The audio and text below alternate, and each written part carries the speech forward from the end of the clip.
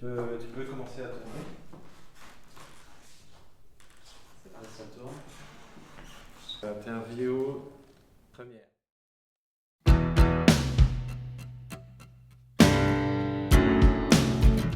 Action.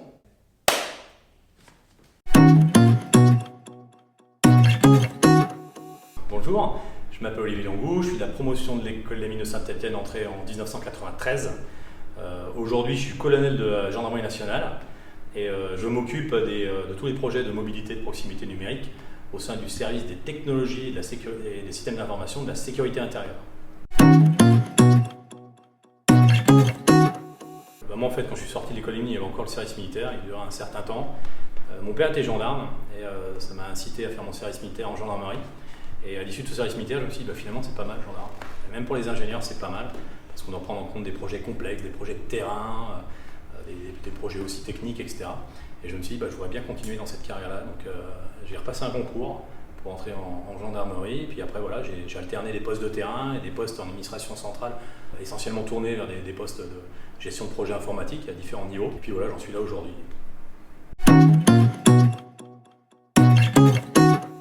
Alors c'est vrai qu'on n'est pas tant de profils scientifiques au sein de la gendarmerie, mais on l'étend parce que le siècle vaut ça aussi. À l'époque, on me disait, voilà, on est ingénieur systémique.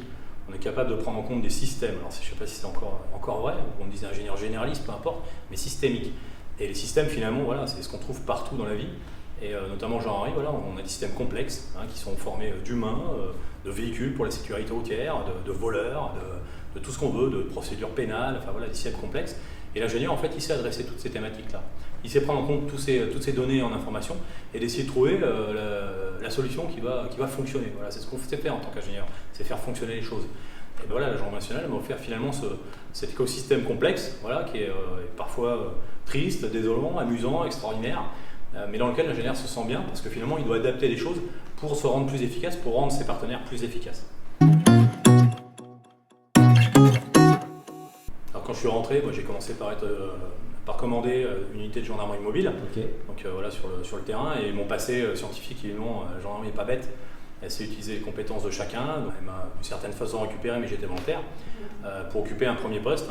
J'ai travaillé dans tout ce qui est les fichiers judiciaires aujourd'hui, voilà, donc des gros systèmes, on avait un des plus gros moteurs européens de recherche. J'ai évolué avec la gestion de ces systèmes judiciaires, je suis revenu sur le terrain, j'ai commandé un quart d'un département sur tous les aspects de la gendarmerie, sécurité routière, la criminalistique, la police judiciaire, etc. Vraiment tous les aspects des gendarmes qu'on peut avoir sur le terrain. Et là depuis, donc, je suis revenu au sein de la direction de la gendarmerie nationale, où je gère tous les projets qui traitent notamment de la mobilité, c'est-à-dire de l'équipement des gendarmes, et les policiers d'ailleurs, en smartphone et tablettes, et des applications qui vont dessus sur des systèmes très sécurisés. Et je suis vraiment au cœur aujourd'hui, et ça c'est bien, au cœur de la transformation numérique de la gendarmerie. Le projet que j'anime aujourd'hui s'appelle NéoGend, Néo pour la police nationale, à qui on travaille. C'est vraiment le socle sur lequel on va s'appuyer demain pour transformer la gendarmerie et pour être plus efficace et plus au contact du citoyen. Et, voilà. Et ça, c'est mon passé école de mines qui m'a donné toutes ces capacités finalement de prendre en compte des nouveaux systèmes, de s'adapter à l'époque, aux citoyens qui changent, aux voleurs qui changent, aux gendarmes qui changent aussi, pour lui fournir les meilleurs outils pour se bonifier et être plus efficace demain.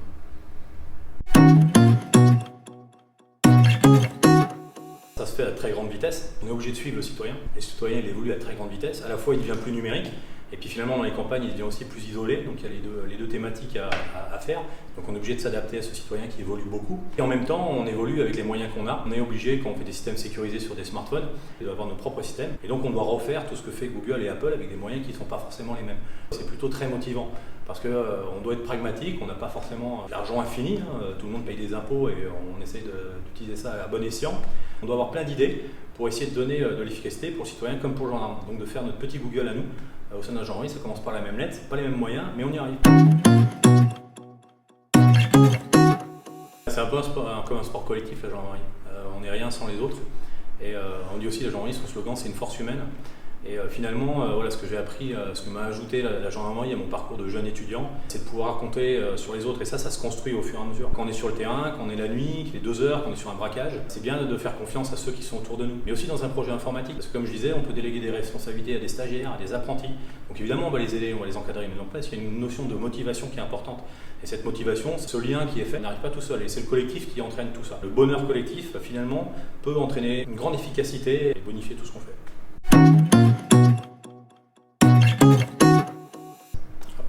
Parce que c'est la passion, j'adore ça. Ouais. Quand on est heureux, quand on est passionné, c'est là qu'on est le plus productif et je suis passionné par ça. C'est venu très tôt, parce que la gendarmerie sélectionne quand même des gens qui ont fait des études scientifiques parce qu'il n'y en a pas tant que ça, mais ça augmente. Et on a des parcours de carrière qui sont aménagés pour nous permettre de monter dans la hiérarchie tout en respectant des temps où on va pouvoir réaliser des systèmes informatiques, contribuer à ça. Donc finalement c'est un parcours de privilégié aujourd'hui en gendarmerie, le parcours du scientifique.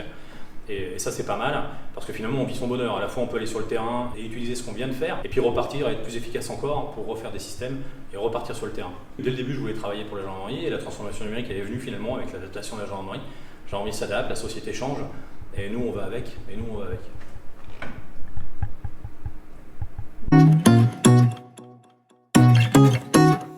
Une grande part de l'innovation, elle est portée par les stagiaires ou les apprentis. On va plutôt vers la jeunesse, c'est la jeunesse qui nous intéresse et finalement celle-là elle est vraiment porteuse d'innovation. Et nos stagiaires, donc, qui peuvent être de l'école des mines de Saint-Etienne ou d'ailleurs, ils nous amènent leurs idées et leurs idées sont vraiment pleinement écoutées.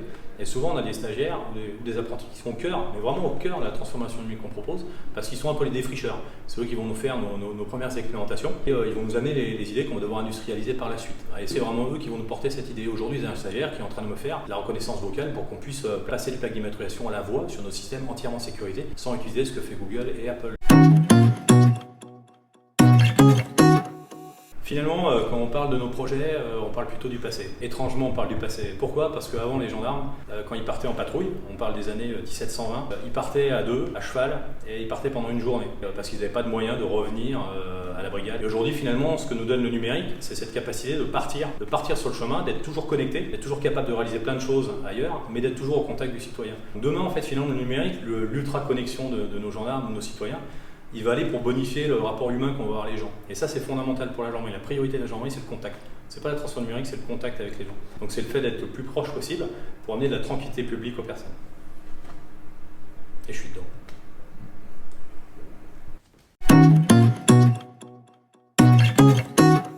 Je vais prendre un exemple aujourd'hui dans le projet NeoGend, qui a pour vocation de donner aux gendarmes des outils de mobilité, des smartphones pour réaliser un peu tout sur le terrain. Aujourd'hui, pour constater un cambriolage, quand quelqu'un nous appelle, il faut 3 heures. Quelqu'un appelle, il faut y aller, il faut constater les traces, est-ce que le cambrioleur a les empreintes, etc., etc. Une fois qu'on a fait ça, il faut revenir à la brigade. Le jour d'avant ou la semaine suivante, il faut convoquer la victime pour qu'on prenne son audition, etc. On envoie tout ça par format numérisé. Tout ça, ça prend au moins 3 heures, aux citoyens comme aux gendarmes.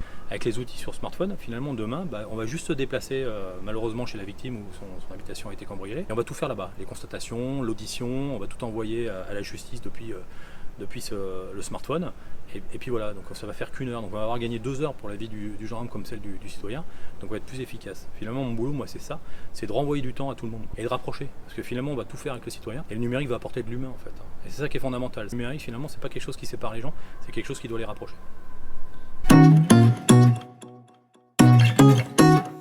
La gendarmerie m'a envoyé faire une formation IMBA HEC, j'ai eu de la chance et j'ai eu des cours de marketing.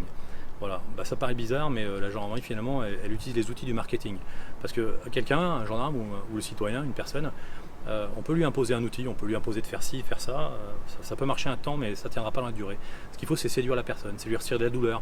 Cette tâche-là, elle est répétitive, elle lui prend du temps. Ça, le numérique peut supprimer cette tâche ou diminuer en temps. Les outils qu'on a, ils sont ergonomiques, ils ne doivent pas prendre du temps. Si j'ai des outils sur le smartphone pour le gendarme, il doit pouvoir faire ça à une main et avec seulement son pouce. Pourquoi ? Parce que la main libre ici, elle sert à le protéger, à dégainer, etc., etc. On est obligé d'étudier vraiment très finement ce qu'on fait sur le terrain, à l'instar des sociétés normales. Si une application qu'on met sur les smartphones, elle ne séduit pas, elle ne sera pas utilisée et c'est tout, et c'est de l'argent perdu, et ça c'est pas possible. Finalement, quand on a fait un bon marketing, qu'on a bien visé sa clientèle, qu'on a un bon produit qui tombe bien, quand les clients l'adoptent, la conditionnement finalement va toute seule, parce qu'il y a le bouche à oreille, il y a un effet de levier qui s'entraîne, un peu comme on a dans les plateformes numériques. Le départ est compliqué, mais une fois que c'est lancé, une fois que la machine est lancée, finalement ça va tout seul. Le produit est vraiment le produit, il doit être bien conçu au départ, et quand il est bien conçu au départ, il trouve sa cible, et après c'est parti. Je pense que le premier conseil, ça serait il ne faut pas tout maîtriser. On ne peut pas tout maîtriser dans notre monde aujourd'hui, c'est pas possible. L'ingénieur aime bien se rassurer avec plein de choses. À un moment, il y a un facteur d'inconnu, il faut y aller, quoi. Faut y aller. L'échec, ça fait partie du jeu. Donc il faut y aller. Après, voilà, il y a des échecs plus ou moins retentissants, mais voilà, faut y aller, il faut savoir corriger les problèmes qu'on va rencontrer, les erreurs qu'on aura fait. Après, il y a du pragmatisme aussi, ça va un peu de pair. C'est pas la peine de viser des choses complètement extraordinaires. Aujourd'hui, il y a des méthodes, les méthodes agiles ou autres, qui nous apprennent à progresser par petits bons. Et ça, c'est important. Voilà, on construit sur ce qu'on a construit. Et ça, c'est des marches qui sont très bien. Puis la dernière, c'est ce que je disais. Il faut viser un besoin, il faut peut-être être modeste au départ. Il faut, par un effet d'entraînement, finalement, aller vers la réussite.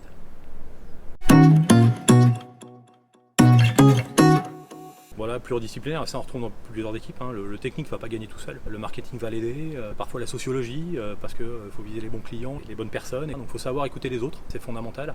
On n'a jamais raison tout seul. Je suis militaire, je suis colonel, je commande beaucoup de gens. Ok, n'empêche qu'on fait des réunions et le dernier peut avoir raison, et l'armée le dit, elle dit la fonction prime sur le grade. C'est-à-dire que le développeur, finalement le dernier développeur, s'il est capable de donner son avis, et c'est parfois lui qui a raison, il faut savoir l'écouter.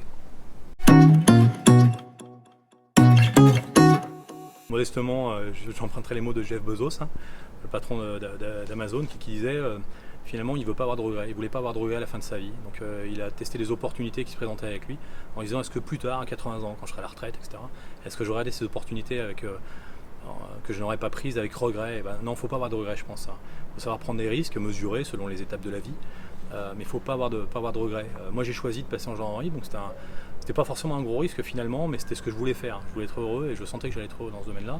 Et je pense que le conseil, c'est, je dis, soyez heureux. D'ailleurs, celui-là, la gendarmerie recrute, donc n'hésitez pas, vous serez heureux en gendarmerie, je tiens à vous le dire, je suis le bon exemple. N'hésitez pas à prendre contact avec moi, je vous expliquerai tout ça. Voilà, n'hésitez pas à bien regarder ce qui se passe autour. On a plein de profils. Les alumni à Saint-Etienne, c'est quand même intéressant, parce qu'il y a quand même plein de profils différents, de gens qui ont choisi des carrières parallèles.